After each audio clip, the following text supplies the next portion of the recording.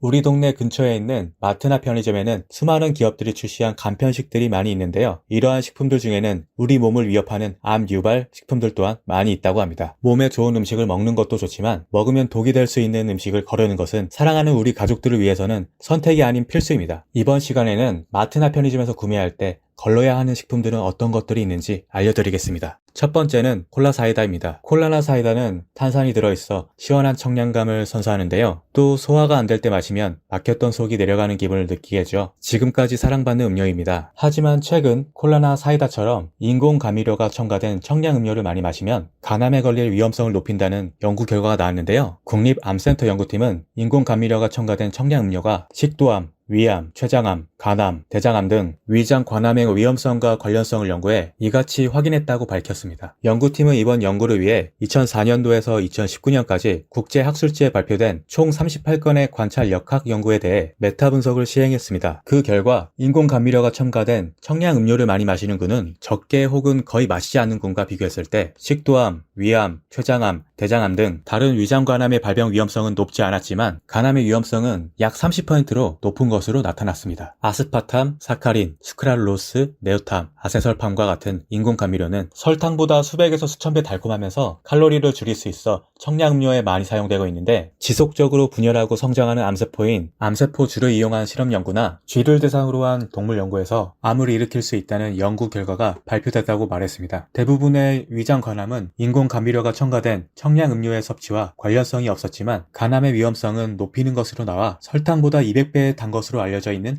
아스파탐의 경우 쥐를 대상으로 한 동물 연구에서 메탄올이 생성되고 순차적으로 포름알데히드로 대사되면서 간암을 유발할 수 있다는 기전이 제기되고 있다는 지적을 했습니다. 다만 연구팀은 3건의 연구만이 포함됐기 때문에 확실한 결론을 내리기 위해서는 더 많은 연구가 필요해 인공감미료가 첨가된 청량음료가 간암의 위험성을 높인다고 단정짓기에는 아직 무리가 있다고 밝혔습니다. 두 번째는 액상과당입니다. 앞서 얘기 드린 청량음료나 대부분의 가공식품에 빠지지 않고 들어가는 액상과당의 유해성에 대한 목소리는 날이 갈수록 높아지고 있는데요. 액상과당은 포도당으로 이뤄진 옥수수 전분에 인위적으로 과당을 첨가해 만든 물질입니다. 설탕보다 저렴해서 설탕 대체제로 각종 가공식품에 쓰이며 액상과당의 구성 성분은 과당과 포도당입니다. 과당은 과일이나 설탕에도 많은데 유독 액상과당 섭취가 더 안 좋은 이유는 체내 흡수 속도가 과도하게 빠르기 때문입니다. 과일을 먹을 때는 과당과 함께 과일 속 식이섬유를 같이 먹어 과당 흡수 속도가 느립니다. 설탕 역시 과당에 포도당이 결합돼 있어 체내 흡수 속도가 비교적 느립니다. 하지만 액상과당은 식이섬유랑 같이 섭취하지 않을 뿐 아니라 과당과 포도당이 분리되어 있어 체내 흡수 속도가 이 둘에 비해 훨씬 빠릅니다. 따라서 비만이나 당뇨병 유발 위험이 더 높습니다. 그리고 지방간이 생길 위험 또한 매우 높습니다. 과당을 섭취하면 대부분의 간에서 대사되는데 많이 섭취하면 간에서 분해된 과당이 지방산으로 전환되기 때문입니다. 또 액상과당은 천연과당보다 혈액 속 단백질 성분과 엉겨붙는 작용이 빠릅니다. 때문에 혈액 속 염증 물질을 만드는 최종 당화산물을 만들어내 심내혈관 질환 위험을 높입니다. 이러한 액상과당은 콜라, 캔커피, 아이스크림, 케첩, 사탕, 잼 등 가공식품에 많습니다. 앞으로 마트에 갈 때에는 식품 라벨에